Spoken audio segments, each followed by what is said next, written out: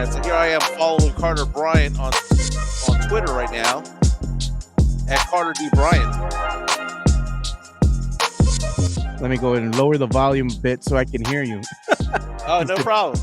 Carter Bryant. Yeah, he has a new Twitter account. It's Carter D. Bryant if you want to check that out. Yeah. And I got to say, we got to give a big warm welcome to Mariah Harper, Dylan Harper's fine ass mama. Damn. Yeah, that was, she had a shining moment yesterday. She went viral a little bit. Yeah. What's up, Tex-Mex Frank? Oh, I got you in the chat on. Sam Salinas, what's up? Good morning. Charlie Hernandez, good morning. And to those that won the shirt the other day when we had Leja and we had Elias on, we're going to go ahead and reach out to you guys. I did see your emails there. The shirts are going to be coming. Thank you for, sending us your information on the email. Appreciate you guys. A swing from Mariah. Man, bro, that's what I'm saying, Chris. Welcome, Miss Harper. Tex-Mex Frank already coming in strong. Was it a throbbing draft? And look at that. We got JC from Special Leaf, or let's say Olia now, because they had the rebrand. Welcome, JC. He says, yo, glad to spend some time with you all this morning. Let's Olia. Nice. You know what? I got to get JC on because he has a local drink. It's a local healthy tea that's good for you. And we need to talk more about that because we need to give more love to the local people here in San Antonio. So it'd be great to have him on so he can tell us a little bit more about what he's got cooking there. Otis Trinity, he goes, always Joe is happy for once. I'm always happy. That's my secret. I'm always happy. And Sam Salinas says, thanks, Joe. All right. So we're live, Mike. I forgot to put the rest of the jingle on here. There you go. What's up, San Antonio and South Texas? This is the Area 2-0 podcast. My name is Mike Jimenez. That's Joe Garcia. We go for about an hour and a half talking sports. We talk a lot of pop culture and nostalgia on this place. But today, it's going to primarily be about the NBA draft. The Spurs got two new players yesterday. Dylan Harper, we knew, was going to be the number 2 overall pick behind Cooper Flagg. No surprise there. But at number 14, the question became, who were the Spurs going to get at that point? Who was going to drop to them? Who was going to fall to them? Who was going to rise up? Because back in the day, we've seen this, Joe. Josh Primo out of nowhere, right? Number 12, right? I was hoping we weren't going to have that happen again. Yeah. Somebody projected end of the first round, right? Oh. Coming on in, Spurs grabbing them at 12, right? But at 14, the Spurs chose Carter Bryant out of Arizona. And there was a lot of rejoicing on Spurs Twitter. Our good friend Eric Salinas, all about it. That was his guy, right? Earlier that night, the Spurs traded their second-round draft pick, the number 38 pick. They sent that to Indiana for a future second-rounder and for some cash. Fine. Okay, we don't need 3 players this year. We have 2 first-rounders, 2 guaranteed spots on the roster. But Carter Bryant, I spoke a little bit of trash about a couple of weeks ago, and JHNSB on our chat saying, isn't he just a guy? And I hope to be wrong about that, okay? I like to joke that I bat about 800 when it comes to the Spurs and my Spurs takes. Dylan Harper is a stud and is going to be a star in the NBA. He is a better player coming out of college than Stephon Castle was, and we love Castle, right? But when you look at Carter Bryant, I'm on the fence, man. I mean, I get it. He's one of those guys, Joe, where he looks so good on paper, right? He has the size that you want, the leaping ability. He did so well at the combine. And in the regular season, he played a rookie season at Arizona. Didn't do much of anything, but he balled out during the tournament. They played Akron. When they played Duke, he balled out in the tournament, and he got to show how well he played. But this is a guy that was a bench player at Arizona, Joe. Averaged just 6 points per game. And they're like, well, he could shoot, but he didn't shoot that often. Is he more than just a dude? I don't want to say that yet, man, because I don't want to, have that be over my head for the longest time. But I look at it and I'm thinking to myself, what tape do they have to show that he could play well in the NBA? He had a couple of good games in the tournament. Yeah. Aside from that, man, they're going on just straight up potential and size on it when it comes to it, Joe. 6'6.5", 6'7", 215, 19 years old. I mean, this is somebody who was highly regarded going into college, but for Yeah. one reason or another was regulated to the bench. He played 37 games, averaged 6.5 points and 4 rebounds in college. He averaged 19 minutes per game, which means that he played less than half the game. Now, there are a lot of people out there who are like, well, the coaching staff didn't know how to use him, and they're trying to give out all these excuses as to why he wasn't out there on the court. They were saying that, the same reason that they're giving excuses to Dylan Harper and Ace Bailey for not taking Rutgers into the tournament, right? They're saying, well, they had a bunch of freshmen around them. They had 10 transfers through the portal, all that stuff. Look at what Jordan Schneider is saying, because there's a lot of chatter in the chat right now. And he's saying, y'all were expecting a starter at 14. You don't know I, ball. I was expecting a starter in college. I mean, sometimes it happens that way. The Spurs have had players on this team who did not start in college. So maybe that's not the way that I should look at it, because Jeremy Sochan was not a starter in college. Keldon Johnson, when he played at Kentucky, was not a starter in college either. So it is possible to be the sixth man and have a good NBA career because you have the body, the skill set that could be developed. But this is somebody who is unpolished and is considered to be a 3-and-D guy. I will trust the Spurs for a while when it comes to all this. The Spurs had other choices available. Jean Beringer was available. Dude, when Yeah. Derek Queen fell to 13, I was like, oh my God, we're going to get Derek Queen at 14. That's the big question I would have for the Spurs. They would never answer this honestly, right? So why even ask the question? Yeah. But I wonder if Derek Queen had not been taken at 13, the all-tool kind of Alperen Şengün type of center, because we need a big guy, right?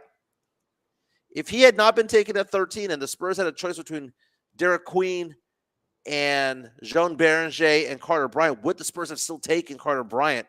That's an interesting question to have there, Joe, because no one thought Derek Queen would drop. Carter Bryant, though, was not a reach when it comes to things like mock drafts. The latest mock drafts that we had, the final mock drafts of CBS Sports and of ESPN and all of those different companies out there, USA Today, had Carter Bryant as potentially a top 10 player. They didn't have him in the top 8, but they had him in the range of about 9 to 14, and the Spurs got Yeah. him at 14. You So know, the one Spurs thing got I somebody who was think mocked well.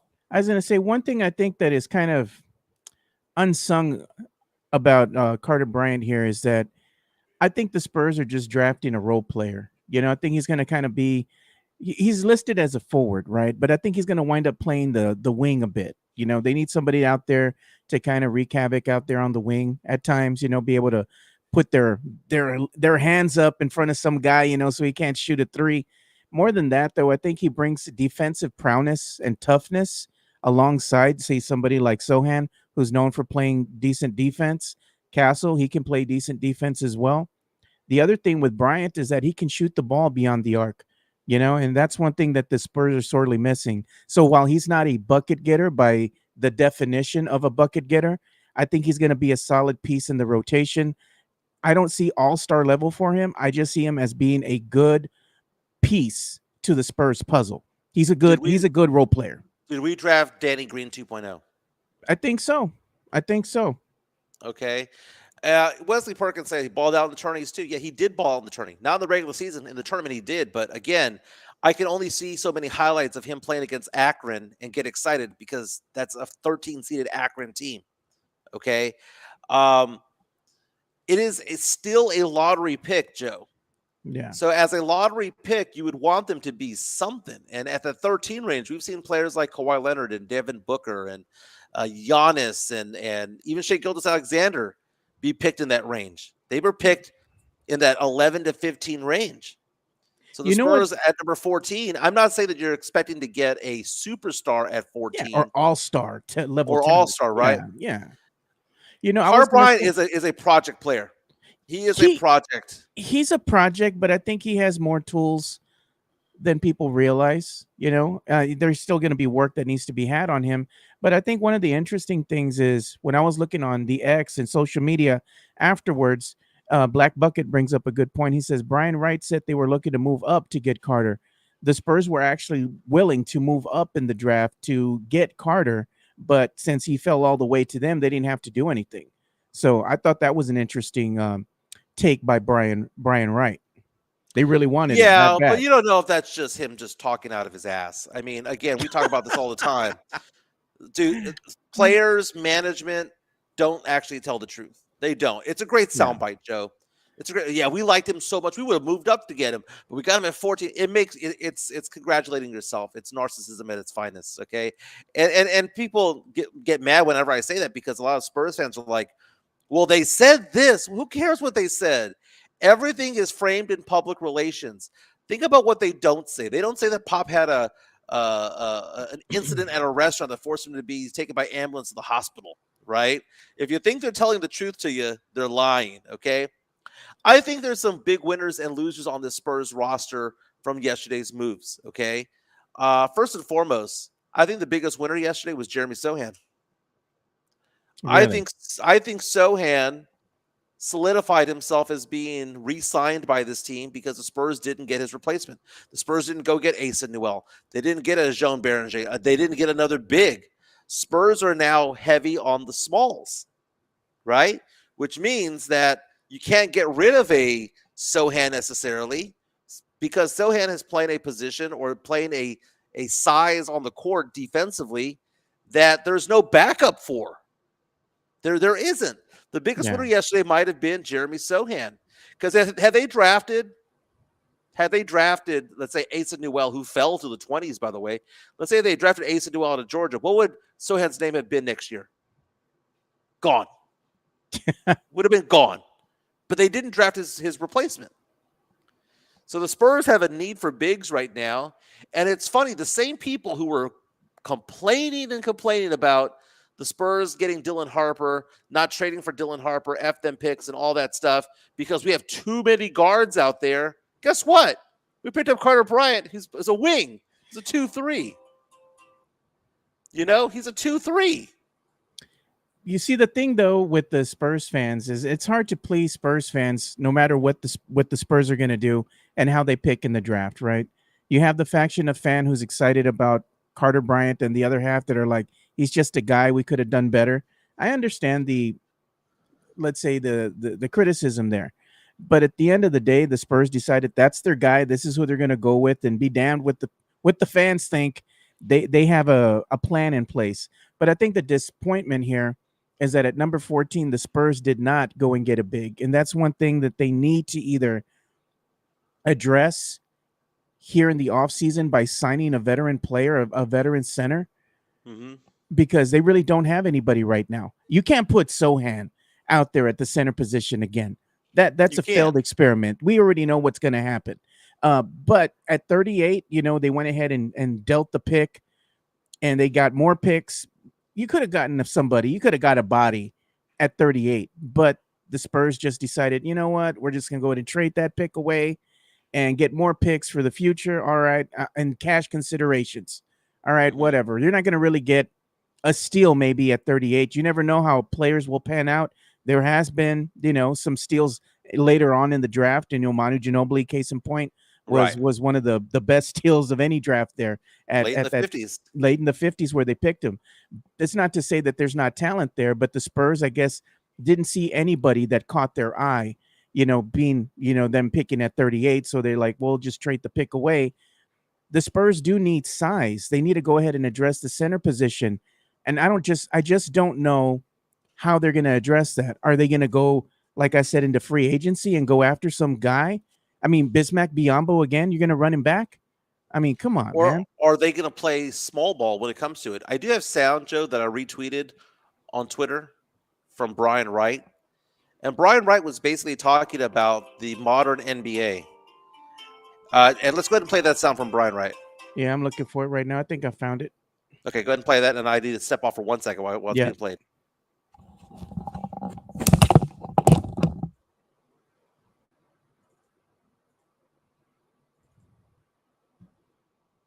Talk about position overlap with Dylan and how do you thoughts on it? Yeah, I think I've said this over the years that like positions in this day and age don't matter as much.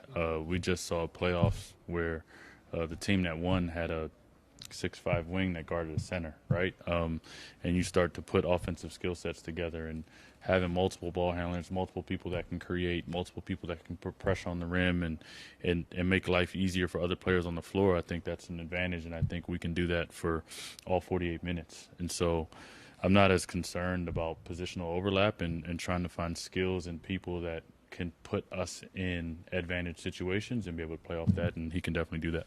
You said Yeah. there's been a lot of talk about. All right, so that's what the Brian Wright had to say. We're playing some of the sound that Mike had posted there on his X profile there, and basically Brian Wright was just saying to the effect that positionless basketball. That's what the league is having right now, Mike. Positionless basketball. We can't hear you, Mike. There's no audio. He alluded to the Oklahoma City Thunder and basically saying, look at their roster. He alluded to Indiana's roster. You could even make point reference to the New York Knicks roster as well. They're playing what's called positionless basketball, and I've been so hesitant about that because I like a true point guard. I like a true point guard because that's kind of what we've had in the past, right? Tony Parker, though, was a little bit of a combo guard in the sense that he was also a shoot-first kind of point guard. But Tony Parker played at a certain size level that he felt more traditional, even though he was oftentimes shoot first and he would get his own shot. But now we look at the Spurs roster, Joe, and what are the holes right now? Because you would think that the Spurs, just go out in free agency, go get somebody. May or may not be the best thing possible, man, because you have guaranteed contracts to De'Aaron Fox, Devin Vassell, Keldon Johnson, Harrison Barnes, Victor Wembanyama. That's 5 players, right? Steph Castle, Sochan, right? And then you have these 2 players that they drafted yesterday. You have Harper and you have Bryant. Those are guaranteed contracts. The Spurs had picked up, though. The Spurs had picked up the team options on Sochan, Branham, and Blake Wesley. The Spurs also have Julian Champagnie out there, who's on a non-guaranteed deal at $3 million. Cardio, your boy Cardio. And then they've got Charles Bassey out there on a non-guaranteed deal as well. So the Spurs could get rid of a couple of players when it comes to it all. But then who do the Spurs go get? The fire sale's going off over there in Boston, right? Maybe you go off and get Al Horford, but Al Horford is older than dirt, man. He's old as hell, man. But you know what? The brother has a lot of veteran experience. He does, man. And he still puts up numbers. I mean, Al Horford last year, 9.6 rebounds. He played 27 minutes. I mean, it's far from his heyday when he was averaging 17 and 11, right? But I'm looking at the Spurs roster. We are now too heavy on the guards and wings. But they're small. All that means is that we have depth because now we have a guard play, Joe, of Harper, Castle, Fox, Devin Vassell. Dude, Joe, that right there, those 4 right there, that is a quality, well-regarded, deep lineup when it comes to guards. Vassell goes down, we're fine. Harper goes down, we're fine. Castle goes down, we're fine. Dude, even if Fox went down, we'd be fine. Right there, when it comes to the guard play, I think we're pretty good. Now we go to the wings. Let's call it the 3-4 lineup, right? Yeah. I'm not going to call Wemby out there because Wemby plays center defensively more often than not, right? He's under the paint. He's the no-fly zone. Look at what Sam Selena says. Al Horford, he goes veteran experience from where? The bench. The bench. Exactly. His belly, everyone keeps talking about him. That was a good comment. That was a good one. So the starting lineup, as Tavares is asking the question, is it's gonna be Harper, Castle, Fox, Wemby, and Barnes. Did you see the graphic that Clutch Points put up here? I thought this was kind of funny, man, because Spurs fans have been saying, is Dylan Harper a starter? Put him in the starting lineup. And look at this. They put new look Spurs, right? Mm-hmm. And look at who they have in the lineup. They got Castle. They got Wemby. They got Fox. They got the Toyota Corolla, Harrison Barnes. And look at who they have in the lineup. Nice. Hey, Joe, take the show for about 1 minute, dude. I got to take this real fast. Yeah, that's fine. Well, anyway, what we're saying here is it's if this was a starting lineup, Spurs fans, would you be opposed to it, or would you welcome this? This starting lineup that Clutch Points is putting up here. You know, let us know what you think. Let us know what you think. So I just thought, hey, Spurs fans, you wanted Harper to start. There's your boy. You put him in the lineup. So who's gonna sit? Who's gonna sit down? Vassell? Who you all taking out? I don't know. I just thought it was funny to me. But one of the things that we haven't shown yet, as of yet, which I think we do need to show here, is the Spurs making their selection at Dylan Harper here at number 2. We haven't shown that yet. Now I kind of want to play that because this is a big moment here in Spurs history here for us fans of the San Antonio Spurs. With the second pick in the 2025 NBA Draft, the San Antonio Spurs select Dylan Harper from Rutgers University.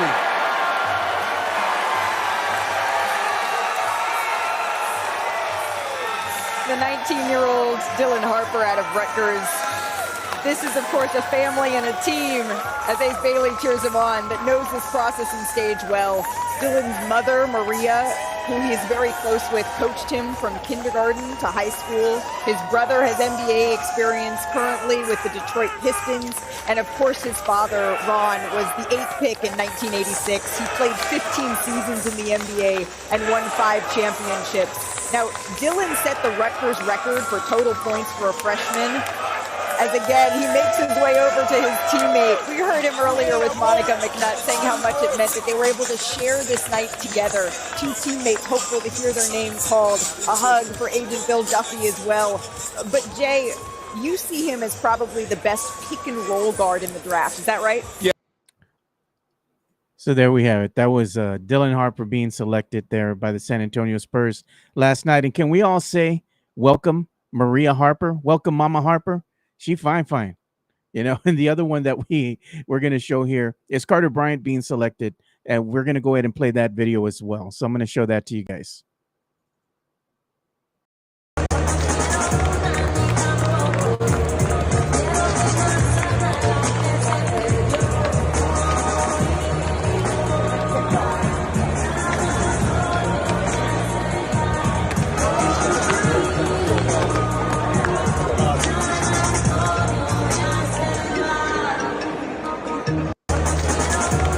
All right. So there you go. Those are your new Spurs, right? Welcome, Dylan Harper.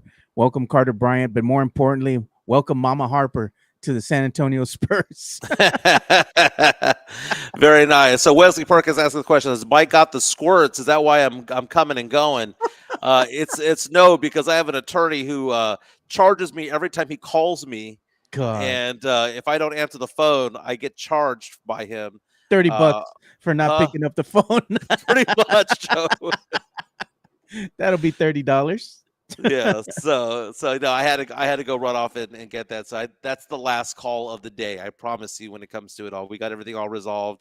It's tied up the loose ends. My divorce has taken 2 years to finalize, and it's literally on the 1 yard line. And I'm like, dude, just punch it in. And they're telling me it's going to be done by the 4th of July. And I'm like, okay, at least you've given me some sort of time frame when it comes to it all. But we're just showing some of the video, of the Spurs selecting Dylan Harper there at number 2. Then we showed them selecting Carter Bryant there at number 14. Yeah. Last night's draft was intriguing in many ways, because normally draft day is very exciting where you get a lot of trades, but all the trades were leading up to the draft yesterday. And dare I say, Joe, that the mock drafts were right. And that gives me confidence in this particular draft, Joe, because last year when we had the draft, no one knew who the number 1 pick was going to be. It was either going to be Alex Sarr, Zachary Reese-Arcee, Stephon Castle.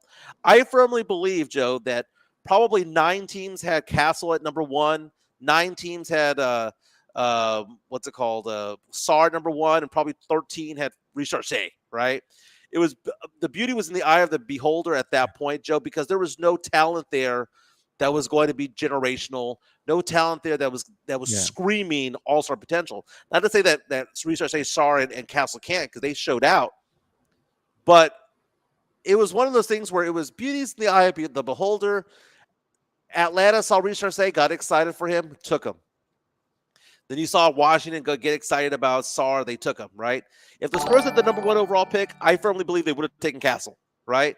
Yeah. But this draft right here was based on tiers. It was based on, here's the stud, Cooper Flagg. Here's the second stud, Dylan Harper. And here are the rest, tier 3. But everything went uniform, Joe. Everything went uniform. It was like number 3, VJ Edgecombe. Guess what everyone was saying, Joe? What? VJ Edgecombe. And then number 4 comes out. It's Con Knipple. And guess what? We all knew it was going to be Con Knipple. Yeah, we all knew it. They say that a surprise was at number 5 because It was. Utah Jazz took Ace Bailey.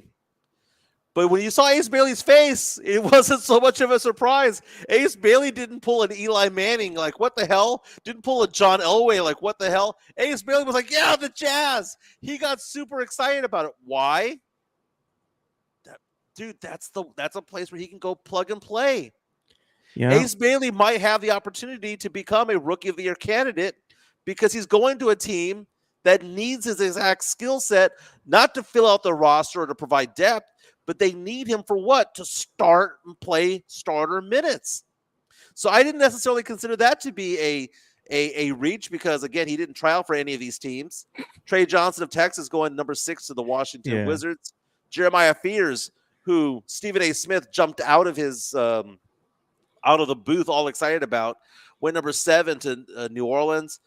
Brooklyn somehow drafted 4 guards last night. We said, no way in the world they're going to have 5 first-rounders.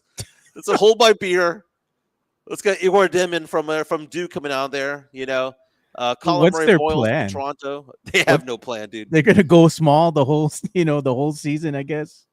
The Phoenix Suns are getting Kaman Maluach, who dropped to number 10. He was projected to go around 7. Cedric Howard, who was projected to possibly go to the Spurs at 14, went number 11 to Portland. That Portland team, Joe, getting kind of scary. Noah Sengwe, who left his German team in the finals, the Frenchman, 12 to the Bulls. Then Derek Queen going to 13 to the center to the Atlanta Hawks, but then went to the Atlanta Hawks rather. And then you have the Spurs taking Carter Bryant at number 14. And then you look at 15, Oklahoma City Thunder. And you go, what did they have, man? Come on, man. They just draft so well. They have that magic touch that the Spurs had in the early 2000s. Yeah. Thomas Sorbet. We do have a freshman out of Georgetown. We have a super chat we need to address here so we can move on with the chat. Money talk. Here comes the money. This from Tony Ornelas. He's saying, Ugly Crab the Year award. He goes, Danny Wolf's brother. Man, I saw that brother balling, man. The camera pans to him. And okay, they pan back, away from him, and then they come back to him again, and he's still balling out, dude. That's funny, man. That is funny. Remember all those Spurs fans who were like, they wanted Fleming from St. Joe's? Yeah. Bashir Fleming from St. Joe's. Guess what? Where did he go in the first round? Nowhere. He's available in the second round. The Spurs got rid of that 38 pick. Could have gotten him at that point, man. But it's one of those things where you look at it and you take a look at what the Spurs had to do yesterday. Who fell if you a little bit in the if draft, you want to give Mike? them who fell in the draft, Asa Newell. Asa Newell. Damn right he did. And you know what? You could talk about combine this, combine that, basketball IQ, basketball this, that, and the other. Asa Newell dropping to New Orleans at 23, Joe. Damn. That guy just has a motor on him, man. He's just a motor player, dude. I mean, that guy right there is a scary player to watch because he kind of reminds me of, like, I don't know, man, a Rasheed Wallace. He's not an all-star that you're going to take at the top, but he's the kind of guy that you want to have on your team. He's got the size, he's got the motor, he's got a little bit of a touch to his game, he's got some footwork. But you look at Carter Bryant. Carter Bryant going number 14 to the Spurs. What we're looking right now at the Spurs right now, Joe, is the Spurs trying to create an identity. We do have Jeff on standby here. We got to bring him in. I didn't even know he was in the damn chat. All right, what's going on, Jeff Garcia from Locked On Spurs and Kens 5. Hell of a logo, hell of of an avatar there. What's going on, Joe? Jeff, you with us, bro? Jeff, rather. I don't know if he's That's there or not. I think he's in the background right now. I'm gonna let him know. okay. So let's talk about a personality of the team, the identity of the team, Joe. When they went out and get Carter Bryant, the first thing I thought of was the identity of the team has got to be defense. That is what they're doing. That's what they're trying to do. No different than what Portland's doing or what Oklahoma City did before them. Identity is going to be defense because we have no shooters necessarily right now. We got guys who can create shots. Dylan Harper can create a shot. Fox can create a shot. Castle can create a shot. They can all do that. But defensively, individually, each of these guys are really good defensively. We've seen Castle lock down people. Carter Bryant can lock down people. We saw, Sochan can lock down some players. Wemby should be Defensive Player of the Year this upcoming season. The Spurs are creating an identity that is looking to be more and more organized towards defense than it is offense, Joe. And we say that we need shooters, but really what we need is a guy presence down low. They do. They definitely need an inside presence in the paint, to pair alongside Wemby, because Wemby's not going to be that guy. That's the one gaping hole I think that the Spurs did not address in the draft that they're going to have to address here in free agency.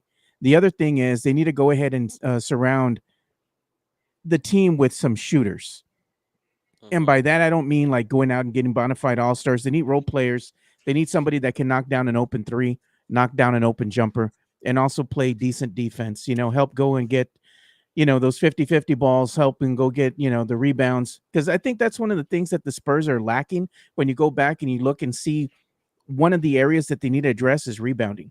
They get out rebounded at times, especially when it comes to offensive rebounds. They're giving chances. They're giving the opposing team second and third opportunities to go ahead and continue to extend their plays and make buckets. The Spurs need some help on the offensive glass. So I think those are areas that they need to address in free agency. But the problem is, man, is that that's just adding another small. I mean, you're trying to thread the needle a little bit where you're saying you need shooting, but you also need size.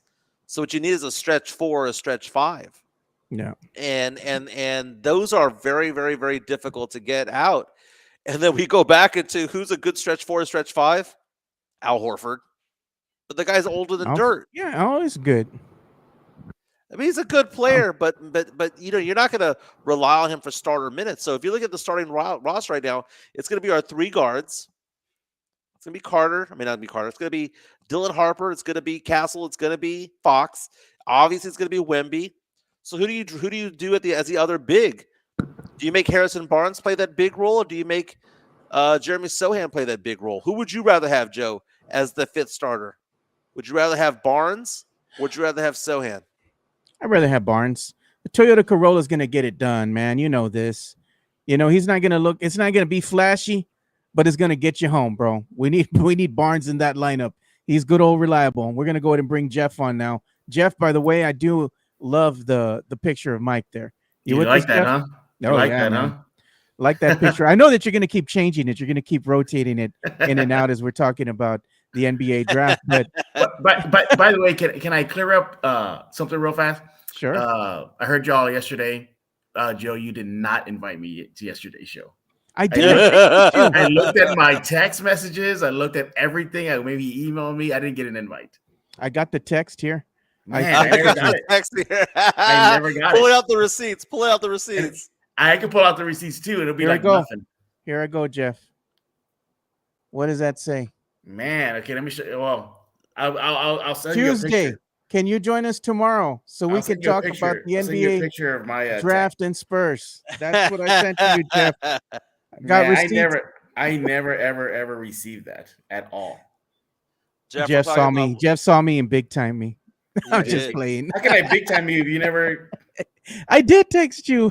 Dude, it was one of those things. I'm scrolling down my cell right now. I did not get that text at all. Maybe you were in the gym working out when I sent it to you, so you didn't get it. I'll give you the benefit of the doubt because you never big time me. He hit dismiss real fast, dude. joined by Jeff Oh, Garcia from Locked On Spurs and Ken's 5 about last night's draft. We all knew that Dylan Harper was going to go number 2 overall, Jeff, but number 14, Carter Bryant. How excited are you, Jeff? Carter Bryant being called at number 14. I wouldn't say excited. I'm intrigued. I'm Okay. like, okay, let's see what this kid can do. Now, here's the thing.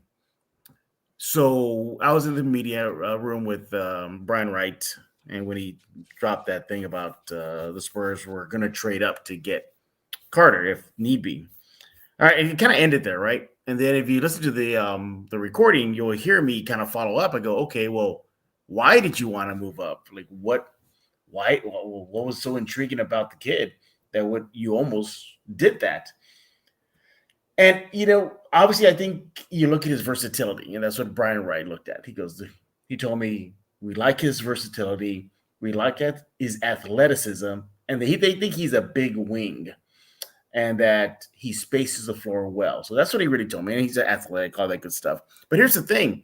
He ain't going to get that much burn, right? No. There's no way they're going to tell Harrison Barnes, hey, sit down for this rookie, or Devin Vassell or Keldon Johnson or Jeremy Sochan. So he's either going to be in Austin or planted on that bench, and he'll get spot minutes. Yeah, I'm just showing some video of Carter Bryant. He is a lottery player, and you know what? He balls out against UCF. He balls out against Akron, but again, it's UCF and Akron, right? I look at Carter Bryant, and I hate to use this word, Jeff, because I was very critical of the Spurs when they got Sochan, right, from the get-go, and I've kind of maintained that a little bit. But when it comes to Carter Bryant, I said this on this podcast about 2 weeks ago, that was the one player I didn't want the Spurs to get. And I didn't want to get him because he was a bench player in college, didn't play a lot of minutes. He shot 37% from 3, but only averaged 1.9 attempts per game, or just under, or right around 2 per game. And the games that he did ball out on, he had like 2 or 3 really good games, and they were in the tournament. They happened to be in the tournament against a team like Duke. I get that. Right. But I didn't think there was enough tape. I basically said this is like the Cowboys getting excited about Trey Lance, or the Niners when they got excited about Trey Lance back in the day when he only had one year of against mediocre competition. Yeah, well, look, we'll see how he does. Brian Wright did confirm that Carter will go be in summer league, so there's that. We'll see how it is the next step up from college. We'll see how it plays against other guys that are looking for an NBA job, and then you take it from there. I'm just keeping my expectations low for him. That's all. Should we have low expectations for a lottery player? Because whether he was picked at 14, this isn't picking at 20. This isn't picking at 28, though. I think you should. Picking at 14. Yeah, I think you should. The trajectory is high, though. I mean, look what he shot in Arizona, 37% from the 3 line. He's your prototypical 3-and-D. That's exactly what the Spurs need, a 3-and-D wing. How many times did we see last year fill-in-the-blank NBA player have their career high in 3-point shooting versus San Antonio? All the time. So all the time. And you just need somebody to run those guys off the 3 line. That's what just put a hand in their face, right, something, Jeff? Yeah, something. Yeah, I asked the question earlier, did the Spurs draft Danny Green 2.0? I mean, is that basically what they're trying to get? Not a star player, but somebody who's going to fill a role. I actually thought they were going to draft a big at 14 because a lot of the guys that have been working out were bigs. Like ahead of the draft, it was all big guy this, big guy that, in workouts and interviews. So I said, okay, it's got to be a big. So when I saw, I think Asa Newell was still on the board. Was Sorber still on the board? Sorber was still on the board. Sorber was picked at 15 by Oklahoma City. Yeah. So I saw those guys. So I said, okay, makes sense. John Berenger was on the board. Yeah, a big's gonna come. And I actually asked Brian Wright that question. I said, hey, Brian was looking for a big, kind of on the to-do list for you guys tonight. And he kind of perked up with me. He said, like, no. He goes, not necessarily. Basically, he just reaffirmed to me their commitment to positionless basketball. He just said, we didn't go in there at 14 with need. We just went in there like, who do we think is the best available? And you use the word potential, right? Yeah.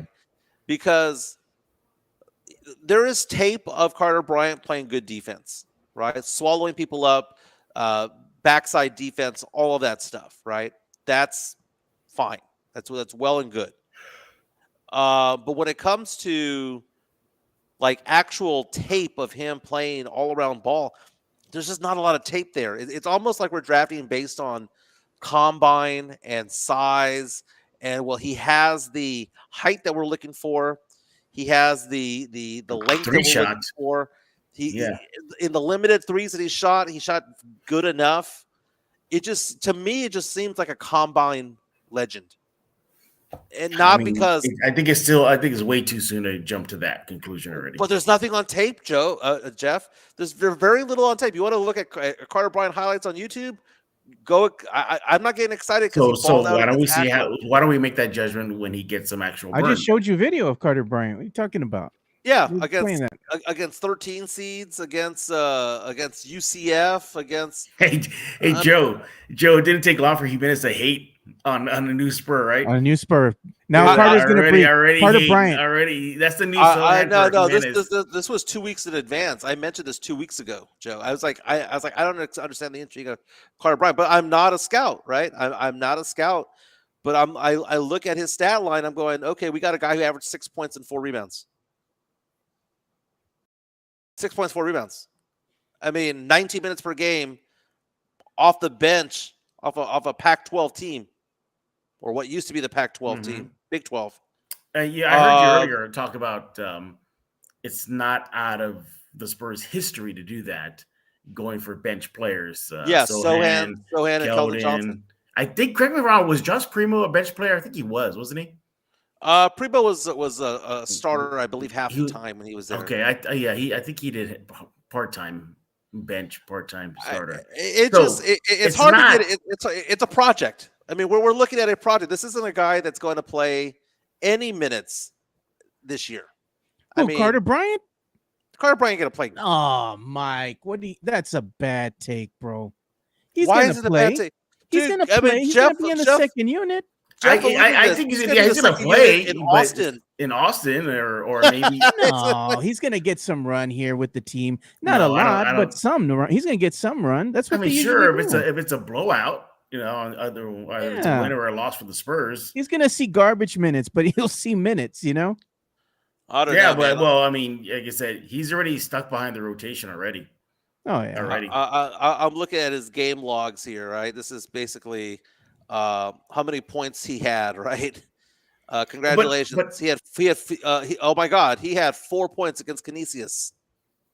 What the hell's Canisius? 6 points rather against them. I mean, I'm looking at what was his the most points he scored the entire season was January 27th. He had 14 points against Iowa State. By the way, Joe, his entitled career in college, he had 4 games with double figures. 5 games in double figures.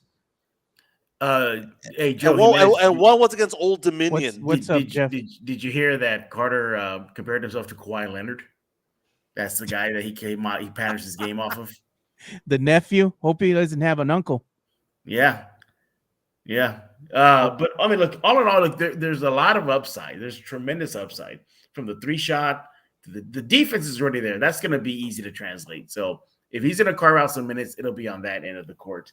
But I think it was NBA. They threw out this tidbit about him, about Bryant. He is only a handful of freshman players to record 100 rebounds, 30 assists, 30 blocks, 30 steals. That puts him up there with Cooper Flagg. Mike's still not sold on him. See, I knew it. That's going to be Mike's new whooping boy. You had Sochan. Now he's going to hate on Carter Bryant. The one thing I will not whip on when it comes to Carter Bryant. Pause. He doesn't have a broken shot.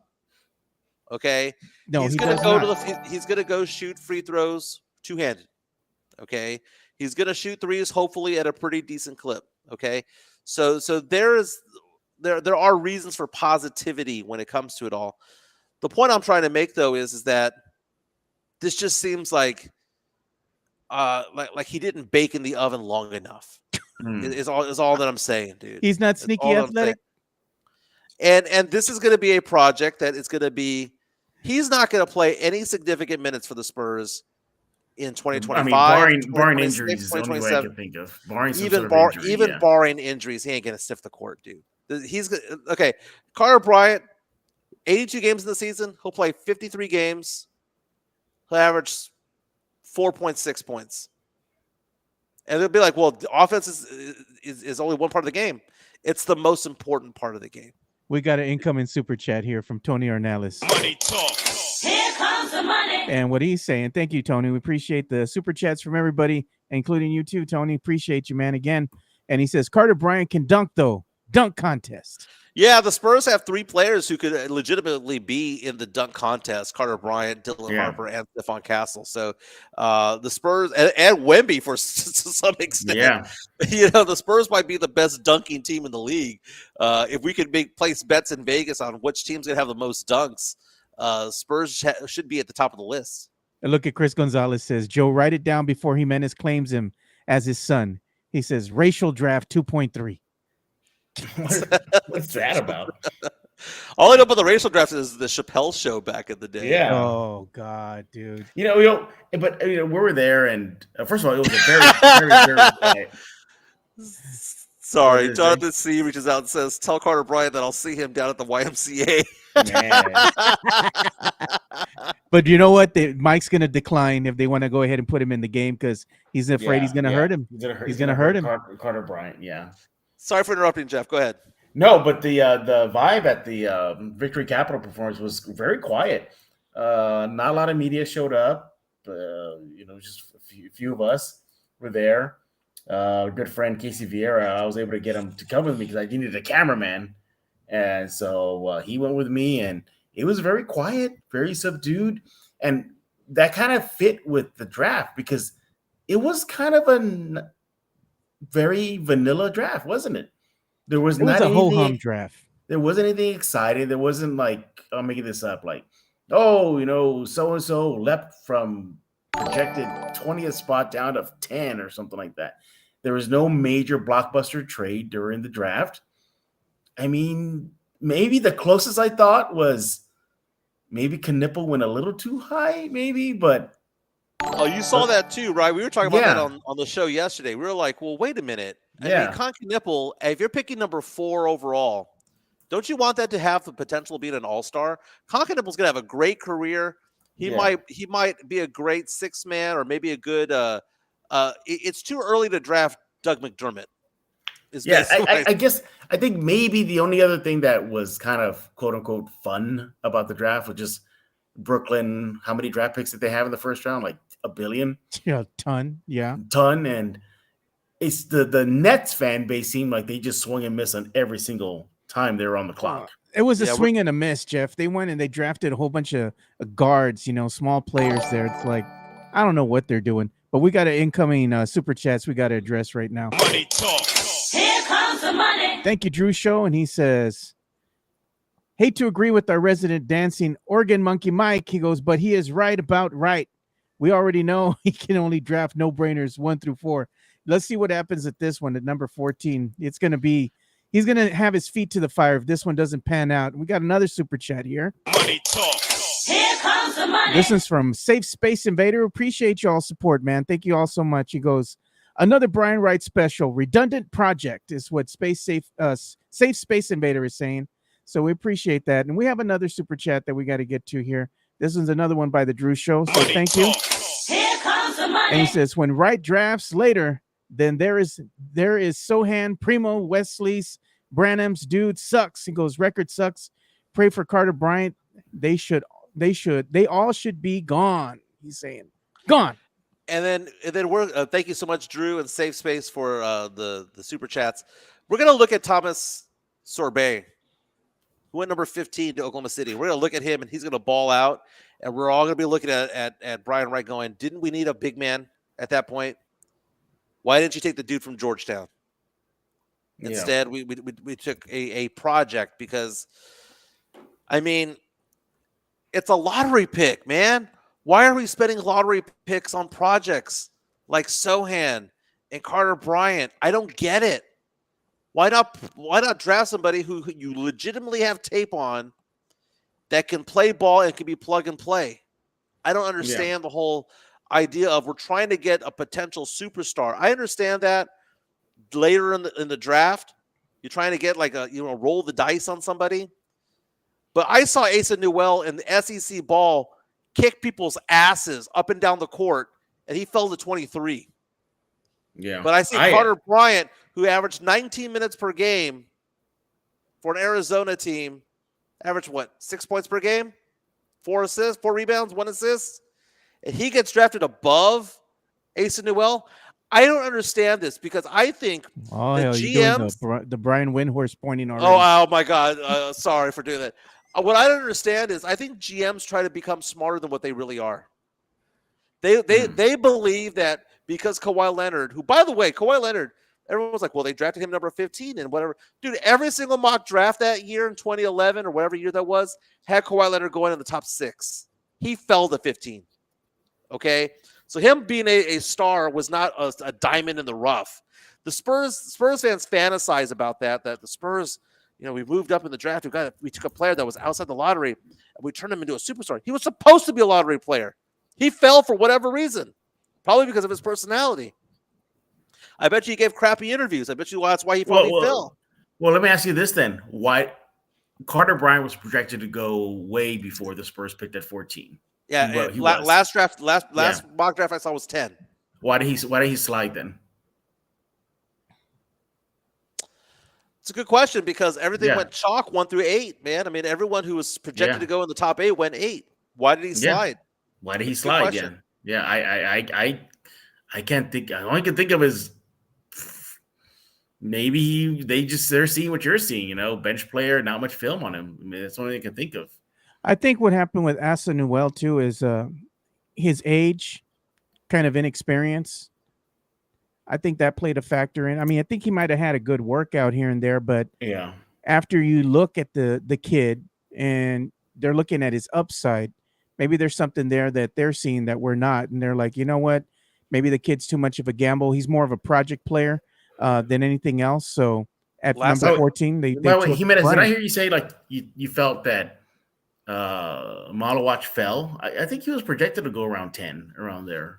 A lot of the final mock drafts had around 7, so he slid a couple of spots. It wasn't that bad of a slide. But that's my point. Like it was just a ho-hum draft, and you remember before this draft happened, everybody's like, "Oh, it's the 2025 draft. Oh my God, we can go 10 deep in this one." Well, now it's passed. I think it was overhyped. It could have been. Yeah, I think that this class is a lot better than 2024, right? Mm-hmm. I remember that time that you were on the show, Jeff, and you said that, correct me if I'm wrong, you said that Stephon Castle was the 3rd worst rookie of the year the last 25 years. Oh, yeah, something like that, yeah. Dude, I trapped you in that one, dude. No, but it's a good draft for a lot of good players, right? Mm-hmm. I mean, maybe they're not superstars out there. The 2 big stars that you're going to see in this draft, you're going to see Cooper Flag and Dylan Harper. They're going to be stars in the NBA. They're going to be big players in the NBA. We know that. Yeah. Well, the big questions are, okay, which of the following are going to be stars? Ace Bailey going to Utah? Is it going to be Con Knipple, who went number 4 to Charlotte? Is it going to be Trey Johnson from Texas? Is it going to be VJ Edgecombe, who went number 3? One of those guys is going to be a very, very good player in the NBA and potentially an all-star. Mm-hmm. I just think it's one of those drafts where we know 1 and 2 are going to shake out well. It's 3 through 14. How does that shake out? It's probably going to take about 3 years to figure that out. Yeah. Oh, Harper, instant impact, day 1? Yeah. Yeah, I think so. And look, here's the draft board here that we got to kind of see here. 1 through 30, round 1, and of course, you have your top 5 there. Cooper Flag being selected number 1 overall. Dylan Harper, VJ Edgecombe, Com Knipple. Ace Bailey was kind of a surprise to me, but nonetheless, he was still picked at number 5. Anything here that kind of stands out to you?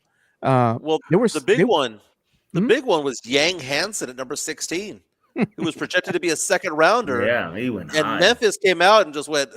They pulled a Josh Primo. They were like, he's projected to be second round. Let's take him midway through the first round. What about Rockets? What about the Rockets pick, man? Well, talking about Model Watch? Yeah, Maluwatch. well, What about that him? gets traded, right? Yeah, it's going to Phoenix. Yeah, No, Rockets yeah. drafted him, but it goes to They He goes to drafted the him. Phoenix. Phoenix Yeah, they Suns. drafted him for Phoenix. Yeah. So I mean, looking at this, Asa Newell going 23.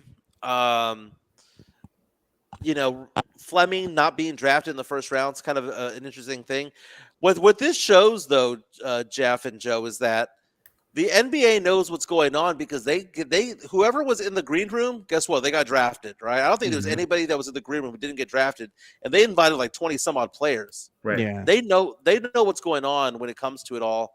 But you look at it, Jeff, rather. If Derek Queen had not been drafted 13 by Atlanta, I question whether the Spurs would have taken Carter Bryant. Because if you want to say that a player did drop in the mocks, most mock drafts had Queen going around 8 or 9. Mm-hmm. And the Spurs need a big man. And Derek Queen is considered to be a variation of like Alperen Şengün type of player. Yeah. Maybe a better Boris Diaw type of player. And I think that if he was available at 14, that the Spurs would have had to. I think that Queen being gone at 13 made it easier for the Spurs to get Carter Bryant, right? Because obviously they had Bryant over Berenger. They had him over Asa Newell. But I don't know if the Spurs draft board actually had Carter Bryant ahead of Derek Queen. Yeah, and I'm looking at the draft board that Joe showed right now, and nothing really. I'm not here like, oh wow, look at that. I mean, sure, the Yang kid into the first round, but outside of that, I mean, it just feels like it was just going to be a whole hum draft, and that's what it was. Cedric Howard jumping to 11, though. That might be somebody who jumped up. But he had a head of steam coming out of the combine. Look at that! Look at that! 40% from three. OKC getting richer and richer, man. Oh, Dang. bro. God. Yeah, if only the Spurs had the opportunity to draft him. Oh wait, they did. We're gonna be looking at that pick, and Nick Clifford going to the Thunder, by the way, out of Colorado State. That is a savvy move. I mean, that's very reminiscent of getting a Derek White type of player. Not that they say played similar positions or anything like that, but that's getting that type of player from a type of school that is not heralded when it comes to basketball, but is a decent basketball program that played 3 or 4 years in college ball. That's going to be ready to play because they're 22. You know, they're ready to go. Not a superstar player. But what they're doing is they're reloading in case somebody drops off, right? They lose somebody to free agency. They'll have a Nick Clifford there to kind of come in and shoot lights out like he normally does. And what you saw right now from Oklahoma City, they found replacement players for their current role players, and that's how dynasties function, and that's what we're up against. We're in an arms race. You know, I was going to ask you all a question. We're going to do this and just have a bit of fun with this segment here. We're going to go ahead and start with the guests. We'll start with you, Jeff. What's up? Handing out a letter grade, Okay. anywhere A through F. Yeah. How well do you think the San Antonio Spurs did in this year's 2025 NBA draft? I think I give an A, not an A plus, but an A. Solid A. Yeah. But you All Mike? right. So I'm being corrected, by the way, on the chat. Nick Clifford was traded, so disregard what I just said. Disregard it. Didn't happen. All right, Jeff. So you give us an A, Jeff? I mean, you get an A simply for getting Dylan Harper. Okay. A plus is whether or not Carter Bryant turns into anything. By the way, having Derek Queen on this team, having a guy named Queen with a guy named Castle on the team, so much has gone on with that, dude. God. Queen's Yeah, Castle. marketing would have had fun with that. Can you imagine the HEB commercials for that? But I'm going to give my letter grade for the San Antonio Spurs as far as this year's 2025 NBA draft. I'm going to give them a solid B minus. And the reason that I'm going to give them a B minus because at number 14, you really didn't do anything to solidify the gaping hole that you have at the center position. You know, you went ahead and got basically a wing that's going to be unproven, a project player. But I mean, Again, Joe, the Spurs did need a a 3-and-D guy. They did. They need did, that. but they Yeah. also need a center. You need to address what's going to happen inside the paint because Wemby's not going to play that position. He's going to play more of a forward where he's going to want to be on the perimeter, knocking down shots. You have done nothing to help yourself when it comes to solidifying who's going to play center. That's a big position that needs to be filled. You had an opportunity and you went the other direction. This is a pivotal point, I think, for Brian Wright and Spurs fans at this point, at this juncture. You need to hold his feet to the fire because we've seen what he's done with the obvious picks. But at number 14, if this Bryant pick doesn't pan out, you got nobody else to blame but Brian Wright. FanDuel, I agree, by the way, Joe, with you when it comes to all that. But, it's one of those things where Brian Wright has done so much about, well, we have the 26 swap and we have the 27 first rounder from Atlanta. We have this and the other. We have Boston, this and the other. And he's kicking it down the road, man. He really is. But at this point, we're the trust the process type of team at this point. Trust the draft and hope that everything shakes out well. I'm looking right now, Joe and Jeff. FanDuel just released their Rookie of the Year odds for 2026. Minus 190 for Cooper Flag, which means that if you bet $190, you can profit $100. I thought it had been higher than that. I thought it would have been than that. The second best odds, Ace Bailey going to Utah. Oh, he's going to get playing time in Utah. He's going to get a crap ton of playing time. 8.5 to 1 odds. Trey Johnson, 8.5 to 1 odds. The fourth best odds is Dylan Harper at 12 to 1. And some tasty ones. VJ Edgecombe, who was the number 3 pick in the draft, at 25 to 1 odds. Followed by Derek Queen, Jeremiah Fears, Konka Nipple, Igor Denman, and Kasparas Jakunis, who, by the way, dropped to 20? He's at 60 to 1 odds. Yeah. And we But also do you think Harper may, not because of his inability, but just kind of trail off the Rookie of the Year race because he's playing on a stacked team at the position? He's not going to get the burn like an Ace Bailey's going to get, a Cooper Flag is going to get. Right. And that's basically it. You might look at it and say Castle won Rookie of the Year. The better player is Dylan Harper, Joe, between the two, Jeff. Between Dylan Harper and Stephon Castle coming out of the, if Dylan Harper was in last year's draft, he would have been number 1 overall. And this is where I push back on you, Mike. If Dylan Harper is that much more improved than Castle, should Harper then easily win Rookie of the Year and be better than Castle? No, because he's part of a better draft. Because there was no Cooper Flag. Cooper Flag would have gone number 1 in last year's draft. Dylan Harper would have gone number 1 in last year's draft. Ace Bailey would have gone number 1 in last year's draft. This is a stronger draft class than last year. If Stephon Castle had came out of this year's draft, he would have gone maybe 7, 8, right around there. Yeah. And we do got an incoming super chats that we got to address here. So Here comes the money. thank you, Safe Space Invader. We appreciate y'all's support. He's saying our second biggest player, 6'7", 6'7". He goes maybe 8-inch Sochan. Okay, and we got another incoming super chat here. This one's from Sam Salinas, Here comes and he's the saying, money. he says, "Let's talk free agency now. We need a big." He goes, Sentai Aldama. He goes, our restricted free agent forward center from Memphis, who drafted Coward. He goes, underrated young big. Should we and can we make a run at him? Okay, that's a good question. And we got another super chat here from the Drew Show. Appreciate you. Here comes the money. And Drew Show, he's saying Queen went to the New Orleans Pelicans. He goes, wrong again, Mike. Yeah, that was the big debate as to whether or not he could coexist with Zion Williamson. He said he'll be on my 600-pound life soon. Would No, he really? be any different? Hey man, thank you for the correction. I was just reading off a draft chart. I don't memorize the entire draft, dude. Okay.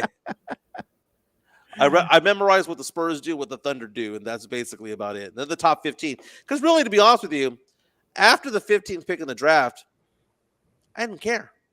Yeah. I mean, Joe, did you keep watching the draft after 15? I kept watching it because I was working. I had it up here, because I have over-the-air TV. HD antenna. I have my whole house is already set up for HD. So I just turn on the TV. It's right above my desk there, and I'm working and I'm looking at it just to see what's going to happen, see if anything interesting's going on, any trades happening, things of that nature. But I watched the whole damn thing. I watched about 15 and I poked my head in and out 20 to 25 Yeah. or so, because it's one of those things where I don't give two craps what Memphis is doing. I don't give two craps what Portland's doing. I want to know what the Spurs are doing. I You want to know should who the care about contenders what are. other people are doing in the West, because it's going to be, let's say, the epitome of what Spurs fans need to go ahead and look at to see how well this Spurs team is going to stack up against some of the other teams that are already ahead of them in the West. How No, well are they drafting? I get that in the top half of the draft, but the chances are you're not going to get stars No, at not at 23, 38. 24. Jeff, what did you think about the Spurs trading their second round pick? Par for the course. Wasn't really too surprised. The Spurs were the first team to make a deal on draft night too, so Yep. there was that. But no, I'm not surprised at all. Everyone joking that they're taking the cash considerations to put into the Project Marvel. I like that line.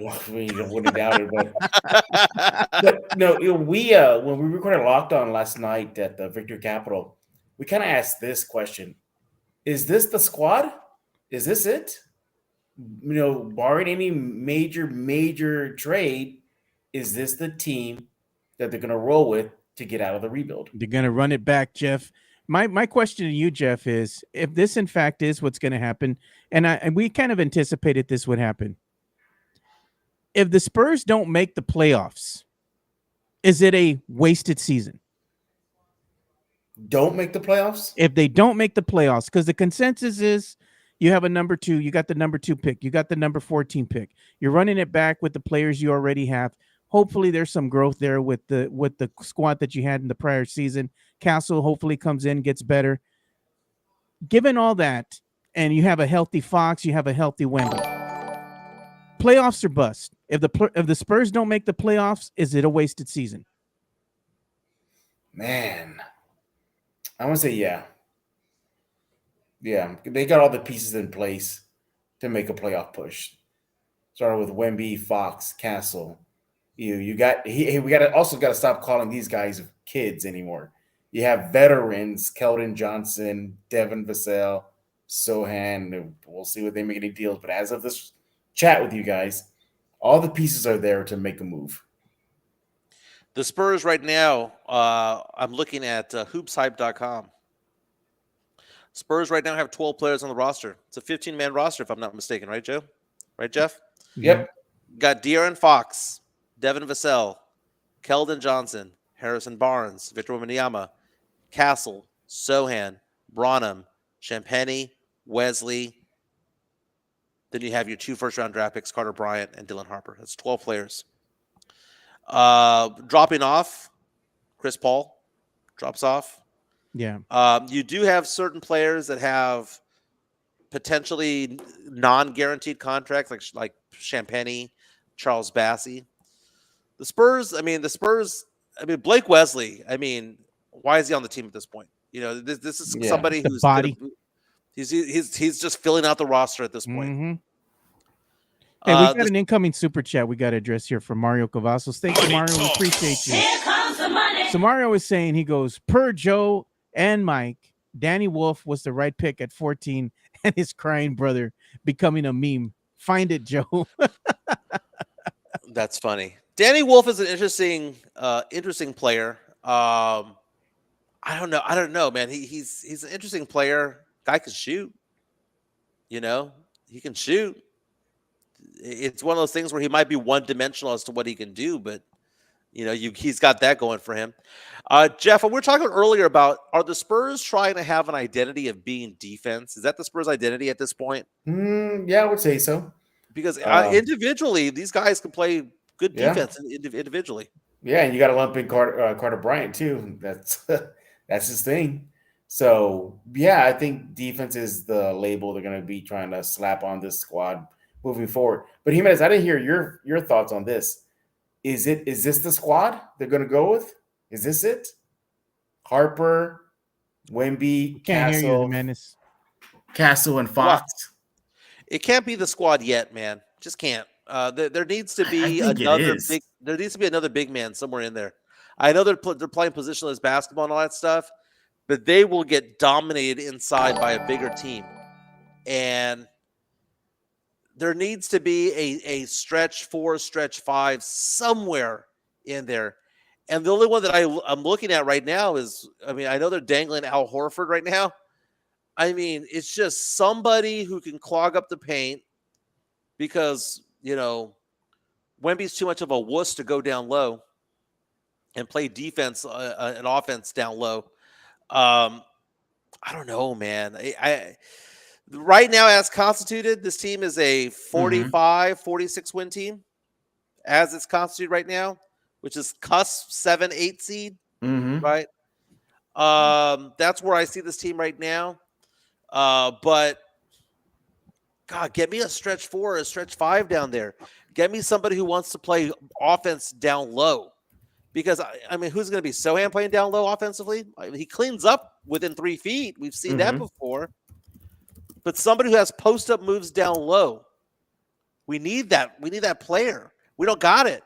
Harrison Barnes, Toyota Corolla, he likes to play outside. Yeah. Right? Everyone's playing perimeter ball. Are we going to be the next Boston Celtics team that just chunks up, 93-point attempts in a game? We don't have the shooters to do that. We have guys who can create shots. Fox, Castle, Harper, they can create their own shot, but it's like having 3 DeMar DeRozans out there. We have another. You need to have another big, but preferably a big that has post-up moves that can do a little bit of everything. And it's not Mamu, it's not Charles Bassey. It's Mamu not better than Sochan. Where's the lie? It's definitely not Bismack Biyombo. I mean, this team has a glaring hole in it, and that glaring hole, because if we're not going to address the 3-point shooting, fine, get me a post-up player, because Wemby's not posting up. He put on 30 pounds, Mike. He was out Why? there. So he could go chunk more 3s and 2s. He's 7'5" now. Shaolin Temple, Mike. He's doing his mantra. He's meditating. He's meditating now. He's trying to learn the way of the leaf. At least we see Sochan with a parachute on him. Jeff, let me ask you about those questions and Joe, if you could find the video of Sochan working out with the parachute and all that stuff. God, dude, again, this stupid video. What now, Jimenez? Jeff, we should play that Rocky song, "Getting Stronger." Again. Jeff, let me ask you this question here. It's a contract year for Jeremy Sochan. It just so happens to be the year that we see him working out a lot in the offseason. I'm not saying that he didn't work out a lot beforehand, but he seems to be taking this very seriously as a career. Well, because the next contract. There he is. There's your boy. He's also getting ready for Eurobasket too. Man, so Jeff, is that how you work out in the gym, bro? They put I need to do some stuff like that, man. You putting the bungee cord on Jeff, and he's running up there with the weights, He's also getting ready for a Eurobasket with Poland too, so there's that. Yeah, dude. In the NBA, that ball gets picked like crazy. That ball's in front of him, dude. What's that dude doing in front of him? It didn't take long for Jimenez to bag on Sochan. What's he doing, man? What's that brother doing in front of him, man? I thought he didn't want to play point. What the hell's going on here? Look what he's grabbing, bro. Oh. How many times could that ball have been poked out? Oh, every time, poke out. It's like 2 feet in front of him. Poke out. What's going on, man? I'm confused here.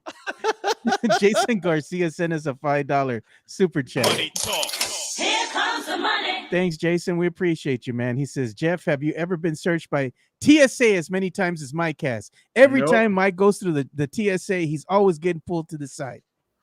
Why is that, Jimenez? And Jeff, this last time coming back into the country from the Dominican Republic, the authorities there in the DR got my passport and went to another room and left me standing there for 10 minutes.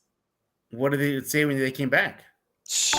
They didn't say anything. They just said, enjoy your flight. And they gave me they flicked it at me. They took away his passport. They're going to let him back in the country. They probably thought you were like some sort of Drug smuggler. No, I Jeff, you know what it was? I had gone 6 days without shaving, so I was all stubbled out. No, you know what it was, Jeff, Mike. They saw him over there at the checkpoint, and they're like, "This brother looks too ethnic, man." Probably. They Yeah. took away his passport. They had to Oh, make that's sure it right. was Yeah, you went all legit. racist yesterday. Yeah, What'd you man. say? I had a. What'd you say about the beards? I had a beard on. You know, it's very Iranian apparently. You Oh. know, Oh man, Jimenez. Jimenez Jeff, almost came back You're on a gonna boat, trigger man. off World War III again. Yeah, well, we got an incoming super Here chat here. comes the money. Thank you, Black Bucket. And Black Bucket saying, he says, trade Brian Wright, Jimmy Barron. He goes 22nd rounders and the Spurs hype squad to OKC for Sam Presti and Chip.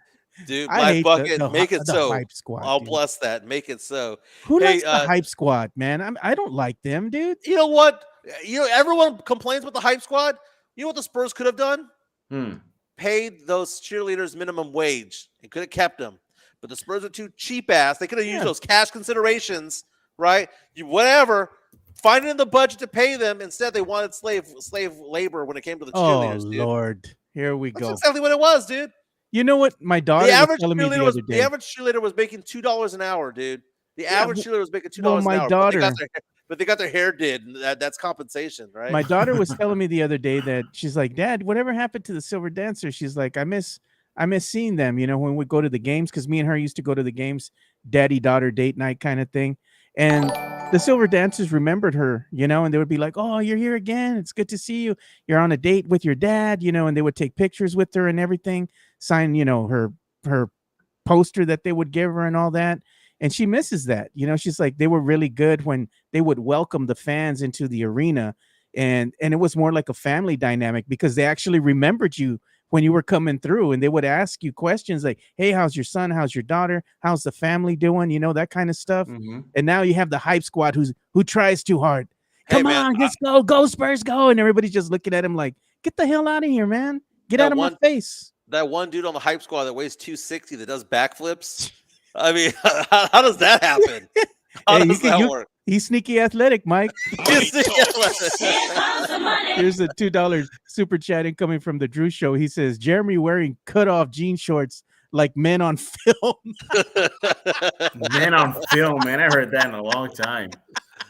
So let me ask this question, Joe and Jeff.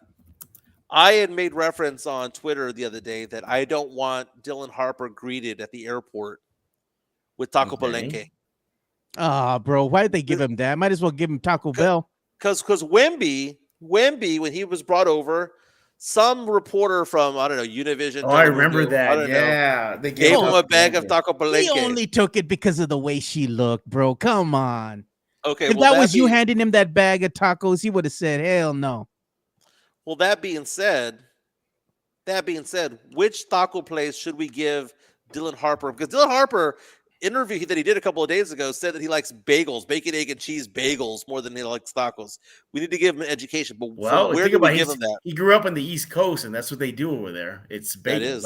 I lived there for 20 years. Give him some tacos from Eddie's Taco House, man, over here off near downtown, man. Or give him something from the South Side, from deep in the South Side, little hole in the wall place. It's off the beaten path. Give him a real taco, a puro taco from San Antonio, not that pinche Taco Planeque or whatever the hell that shit is, dude. That's not even, they're not even from here, man. They might as well like be Taco Bell or what's that other one? Torchy's Tacos, man. F them, dude. Well, Torchy's, because we're going to give Torchy's Tacos because, you know, we have to respect Austin. Yeah. Oh, bro, that's not a taco, man. They're going to charge you $10 for an avocado on a tortilla. That's not even a real authentic tortilla. Mission tortilla. Mames. Let's talk about Taco Palenque. Okay. I wasn't dissing Taco Palenque. It is a good place to go eat. It's a reputable establishment. Mike likes to take us there a lot, bro. Well, I mean, Chica likes the fact that they serve as a side. She goes, let me get this straight. You get 2 tacos and fideo. She goes, like you just get fideo on top of it all. She thinks that's funny. But that's a Laredo establishment, dude. I remember years ago going to Laredo, and I'd asked my friends. You make fun of Laredo and the Valley and El Paso and all of them. Oh, it's a good place to eat tacos. I'm not saying that, but what I'm saying is that it's not San Antonio. We have so many places in the city of San Antonio to give him something that's representative of the Alamo City, right? That it was difficult to see him go out there and be given Taco Palenque. I like the Matamoros taco, the Cesaro or whatever. That's all good. Great. But give him something from Lupita's. Give him something from even Don Pedro's. I don't care, man. Give him something from Rolando Super Taco. Give him that Rolando Super Taco that looks like a baby, like an infant. He's gonna get scared. He's gonna look at that. Se va a asustar, man. He's gonna say, "Damn, that taco bigger than the damn plate. You needed 2 bags to put that son of a bitch in it." You know. Jeff was the big winner in the draft last night. Dylan Harper's mom. Yeah, I saw that. I saw that. Hey, Man. Welcome Mama Harper to San Antonio. She fine, Jeff. She fine. No, that she is. But no, all in all, I think it was a good night for the Spurs. I know I give them an A. We'll see what the kids have to say Saturday, because on Saturday, the Harper and Carter will be introduced to San Antonio. I will be there. So first introductions. And then after that is Summer League. We'll see what the kids are going to be made of soon. Jeff's going to go on vacation? You going to go on vacation soon? No, I'm going to wait for after Summer League. You're the hardest working man in San Antonio, bro. You need to go ahead Summer and League. Take some time off for yourself. I'm not going to go to Summer League, but I just want to watch and check look at here's the thing. Here's the thing about Summer League too. We get all hyped for it, and then these guys only play like one game. Yeah, one game and they're done. Why go spend money, spend airline, go to Vegas, spend money on gambling, all that cool stuff, but man, that stuff adds up. Yeah. Here, we got an incoming super chat from the Drew Show. Here comes the money. Oh, now he's talking my language. He says, give him Murph's Burger. Enough with the tacos already. Hey, Jeff, if you know, right? Murph's Burgers. Oh, how do I not know Murph's?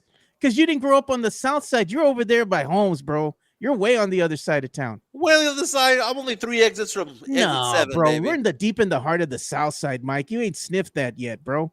You don't go there. It's too ethnic for you, bro. You're gonna hang with the gente. Come on, Mike. Look at it. And we're showing this picture because Mario Cavazos. This is the lady, the woman here. Her name is Carolina Vela. She gave the tacos to Wemby. That's why that brother didn't turn it down, bro. Look at her, man. Is she still reporting in San Antonio? Yeah, she's still here somewhere in San Antonio. Look at that. Is that the one? Why you go back, Joe? Go back.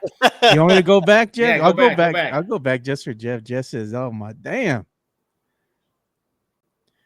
Let's see. There you go. Just leave it like that for the rest of the show.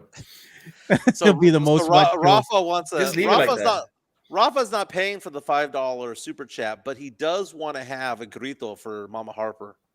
Hey man, I'm with you, bro. You know what? Oh, Mama, look at Greg. Filipina nugget is what he's saying. Oh my God. This fool Jeff sounding like he wants to risk it all. For what's on screen, maybe. And look at Mama Harper, Mama Sota. Yeah. You know what? We're gonna do the grito just for Mama Harper, bro. That deserves a grito. Then they paid a lot of super chats today, so we're gonna go ahead and include the grito with this one.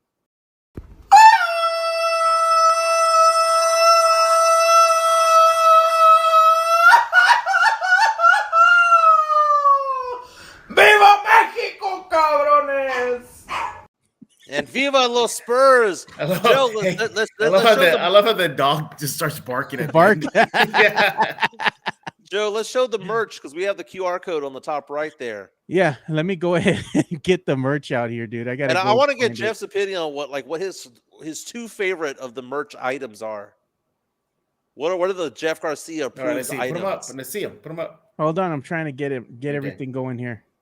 It takes me a while to get all this stuff up and running for y'all. I got to go into the actual site now. Hey Jeff, what are you working on today on Locked On Spurs? Well, Locked On Spurs went up early this morning, so that's there for everybody to watch. And I just released my chat with Brian Wright about Carter Bryant and why he says that the team was willing to trade up to get it. So that's just got released right now. I got something else cooking for later down the road today. All right, there's the merch, Jeff. So this is the site. This is for our 4th wall online merch site. And as you can see, we've had the QR code in the upper right-hand corner throughout the entirety of the show. So y'all want to buy merch, you can see we have what's his name? Gone. Okay. You know, you have that. You have the Sananto right there. The real. Wait, nice I didn't see Sananto. the other one. Go back to the one you said like show me. What is it? What's his name? Yeah, what's his name? I didn't see it. Gone. That's Joe's catchphrase. That's my catchphrase. Everybody likes that catchphrase. Yeah. And the other one was that Sananto. This is another one that I like here too. This is Mike's likeness. Make more money on the $100 bill. Man, how did you not make a 1099 one? Oh, there's more coming, Jeff. Okay. There's more coming. And this one Jeff liked, I know. Sneaky Athletic. That was a favorite one, yeah. That one's his favorite. And then this one's in honor of Leha and Elias. It's FTP, them picks. Look at that. You know, Team F them picks. And then this one was funny too. No, not funny, but this is a good one. That was kind of cool. Yeah, I just like the look of it. Yeah, that looks pretty cool. That's a favorite there, the fans. And then, of course, we have the Area 210 logo there. Alien, you know, the black and the white version. Did you ever name the black? No, I haven't named him. No. Call him Murph. Murph.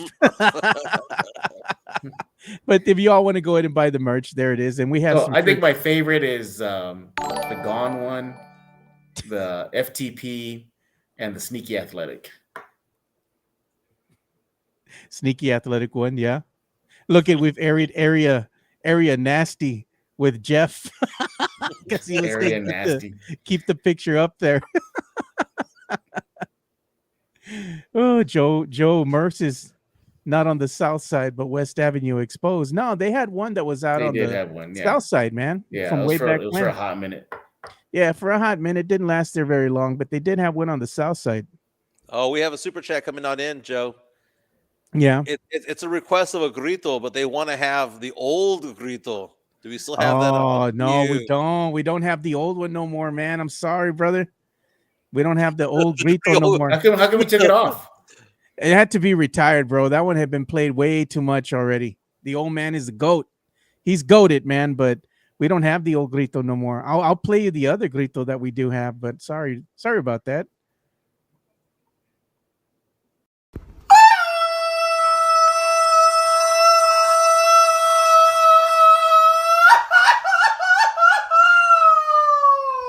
¡Viva México, cabrones! The dog. The dog. And then we're gonna play the other one that I have too, because you know we didn't have the other grito, but this one's a funny one that I made because this is the Sitgo. This guy's in front of the Sitgo here off of Marbach, and if you know, you know. That's the one that's right around the corner from. ¡Ponme penas toda pura verga! ¡Me trepan a la verga! Mira.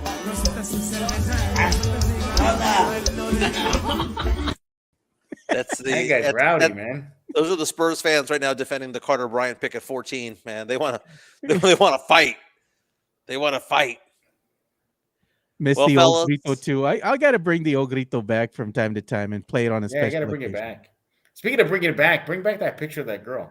Oh my God, Jeff! Jeez, man, Jeff thirsty today, man. I didn't know it was like that. Jeff calling up his Instagram. No, I didn't know it was like that. I didn't know. What's her name, Mike? It's gonna be off, Joe. What was her name? It's for science. For science. For science. Oh my God. Who remembers Floyd's? They were saying who remembers Floyd's on the south side. I don't remember Floyd's. There was a bunch of little burger places that were off of the beaten path there, right off of Military Drive. Remember that, Jeff? Oh, yeah. Way back in the day. You know, and then of course you had the infamous Bud Jones, and you had Don Pedro's there that are right across the street from each other. Hey, Bud Jones is still thriving, man.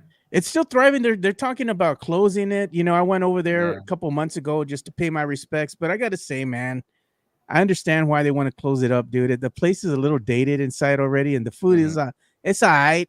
You know, but it was all right. But I got to say though, Jeff, Don Pedro's can still throw it down, man, when it comes to serving breakfast. Hey, did y'all hear that freaking Mr. Gaddy's is back? What? Shut up. Yeah. For real? Yeah, Mr. Gaddy's is back. Like, you can. There's the phone number, and they'll deliver to you. It's Well, you just literally go to God. I'm sorry, no, I'm not Mr. Getty's. I'm sorry, Godfather's Pizza. Ah, Godfathers. Yeah. Yeah, Godfather's. They always had one at Fort Sam Houston. Jeff, if Joe, if you can go onto my Twitter account, there's a video that the Spurs posted last night of Dylan Harper meeting Victor Wembanyama over the phone. I don't know if you can see that. You just posted that? I just retweeted it. Yeah. All right. Let me go ahead and share it real quick because we're already going to start bringing the show to a close because I know Jeff's got to go and we all got to go. We got to start working here. Here we go. Spurs. Yo. What's good? Hey, I play for the Spurs, so my name's Vic. Yes, sir. I know who you is. My name Dylan. I just got drafted to the Spurs. I think I'm your teammate now. We're lit. Man, we lit, man. This is gonna be fun. Yeah. Now we gonna work for sure, man. For sure. Enjoy. For sure. Appreciate it. See you later. You should celebrate tonight. I got you, man. You gonna work a little for summer league. Yep. Real quick, in and out, rest a little bit, and we gonna back. And then we gonna get back to work, man. Yeah. For sure, man. I'm gonna catch you later. Appreciate it. Yeah, welcome, man. Enjoy. Appreciate it, my dog. Stay in your life. Yes, sir. It is. Ooh. There you go. And that was a FaceTime? Jeff, I like how he said he FaceTime called him sir. He goes, "Thank you, sir." Sir. Hey, we got an incoming super chat before we end the show. Money talk. Here comes the money. Sam Zelina says, I'm still here, Carter.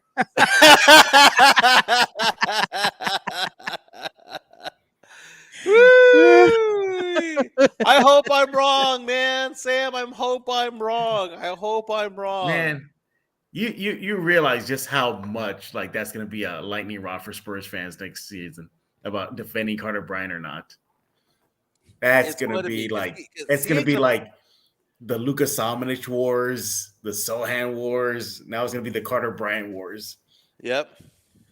The team Carter or team Sochan, because I'm still here, Carter, just like Matt Lerma. I'm still here, Sochan. That's Sochan's biggest supporter right there. All right, Mike. Well, we got to go ahead and bring this show to a close, man. Yeah, well, Jorge says that he loves that Vic is FaceTiming the new guys. We have had this conversation before, Joe, whether FaceTime is cool between dudes, but you told us that the other day. Is it cool to FaceTime your buddies? I was like, no. No, it was cool. Is it cool to call your friends? Because that TikTok trend that Micah Parsons jumped on. Oh, tell him good night. Oh, tell him good night. They just want to say good night. Jeff, would you go ahead and answer a FaceTime video from Mike, and then he says, "Hey, bro, I just wanted to tell you good night." What would you do to hang up on him immediately, right?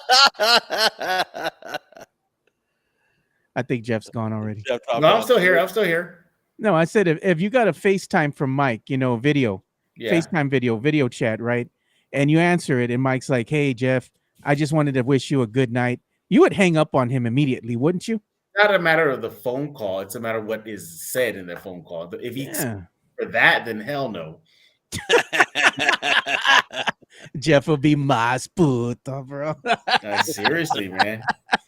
Be like, please say you're just playing. You never did that to one of your friends. Male friends. Not that I know of. I don't remember that. Yeah, you, as the kids would say, that's very sus if you do. Dude, Jeff will be blocked immediately. All right, fellas, let's bring the show to a close. Thank you to everyone with the super chats. We'll be back tomorrow talking more sports, more Spurs, more everything. We'll get into my thesis again about how the most overrated player of the WNBA is Caitlin Clark. Jeff, did you know that Sochan shoots 3-pointers with a higher accuracy than Caitlin Clark? You messing with me? Or you're being serious? Serious. Well, see, there's hope for him. There's hope for Sochan yet. Yeah, she's down to 29% on the season. She's 33% for her career. So yeah, dude, she's one of the worst 3-point shooters among volume 3-point shooters in the WNBA. Has she lived up to the hype yet? Nah. Yeah. I compared her to Allen Iverson, dude. She's not Jordan. She's AI, dude. She's Carmelo Anthony. Oh God. Anyway, we'll talk about tomorrow. On that note, yeah. All right. All right, guys. Fantastic day. We'll be back tomorrow. Later. Latest. Late.